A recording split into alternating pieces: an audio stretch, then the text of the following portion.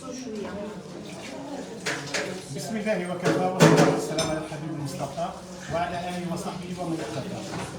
اليوم لمدرسة السليماني على نحييكم رمضان كريم، كل عام وانتم بخير إن شاء الله. عندنا طريقة باش نحتفظوا بالليمون تاعنا مدة أطول، مدة طويلة ممكنة، ونديروا مع الشيف عبد الله خاصو كيلف مباشرة في الورق الألمنيوم. الشيف عبد الله ما يديرش هكذا، شوفوا واش يدير. البابي سويتو سويتو يلمه قبل هكا ويعاود الورق الألمنيوم ويبقى لها أطول مدة وهو خرجوا دركا باش درنا به عصير. معناتها الطريقة ناجحة على الورق الألمنيوم وحده، هذه أحسن طريقة. بارك الله فيك. أنا واش عندنا حبة تاع القارص، نغسلوها مليح ونشفوها مليح ونخلوها تنشف مدة طويلة حتى تنشف كومبليتمون، ومن بعد كما قالت لي سليمة ندويوها في البابي سويتو، ومن بعد في البابي ألمنيوم نغلف عليها مليح مليح مليح، نحطوها في الدرج التحتاني تاع الفريجيدير ماشي في لاكلاص. الوصفة هذه هدية من المدرسة. هدية من المصادر. هذه هدية ثانية تعملها اليوم.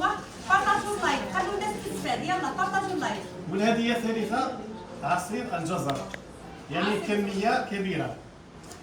عندنا 3 كيلو تاع الزروبية، نقشروها نقيوها ونقطعوها دوائر تطيب في الماء تاعها. كي طيب هي سخونه نزيدوا لها كيلو تاع السكر. انا هنا درت كميه قليله ما درتش 3 كيلو ياك. هو ما دارش 3 كيلو جزر، هو طبعاً دار كمية قليلة. 3 كيلو تاع الجزر يقابلها كيلو تاع السكر وكيلو تاع عصير ليمون. نعاود 3 كيلو تاع الجزر يقابلها كيلو تاع السكر عادي وكيلو تاع عصير ليمون. احنا الكمية هنا قليلة. قليله، هنا درت صح. كميه قليله. باش هكذا تبقي عارف. وزيد معها زوج. هما اللي كتبتوها. برافو عليك. زوج علب ياغورت ذوق المشماش. الا ما كانش المشماش نديروا خوخ. هذيك الزوفيه تاعنا طيبه، دوك نرحيوها هي بالماء تاعها. بيها بالماء تاعها. بها بالماء تاعها. نديروا لها برك قصه صغيره تاع ملح بالطيب باش نعدوا الذوق.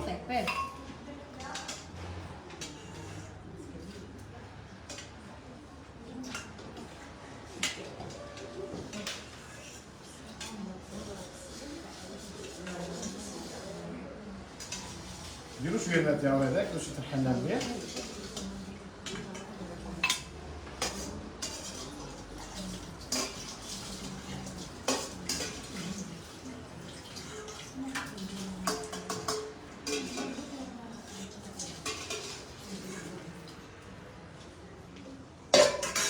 نديروا كاس تاع السكر تاعنا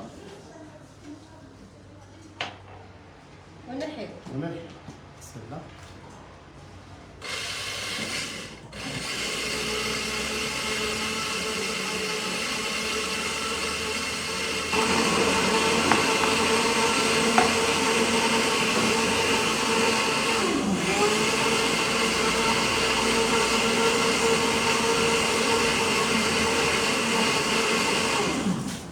نزيدوا معاه الليمون، عصير الليمون، شحال من حبة تقريبا؟ 4 حبات. 4 حبات. صح.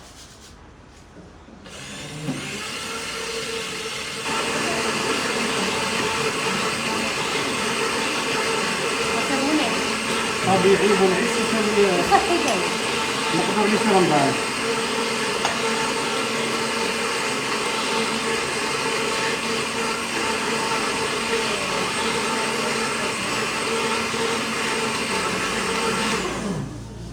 زيدوا علبة ياغورت ذوق الناس ذوق تاع المشماش.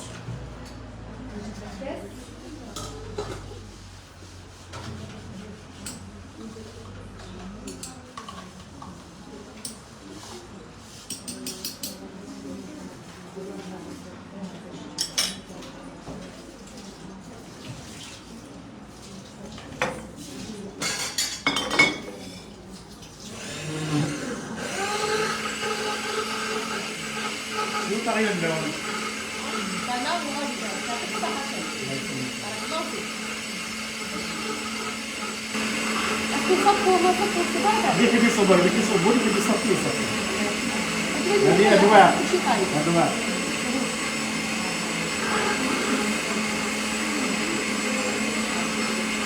نقدر نحط شوية سكر ونحطوا عسل. غيقول لكم الشيف عبد الله بلي تقدروا تحطوا شوية تاع السكر الحليفه وتعوضوه بالعسل يولي صحي ايضا. ان شاء الله باذن الله تجربوه وتنصحوا فيه. الهديه الثانيه من المدرسه اللي هي عصير الجزر. هذا بارك الله فيك.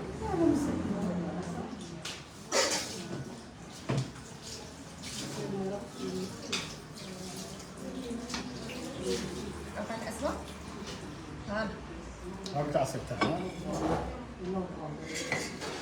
هاي شاهية عبد الله، شاهيناكم في الجنة انتم احبابنا اللي كنتم تشاهدوا في اللايف. بارك الله فيك. الله يسلمك. يعطيك الصحة شاهين.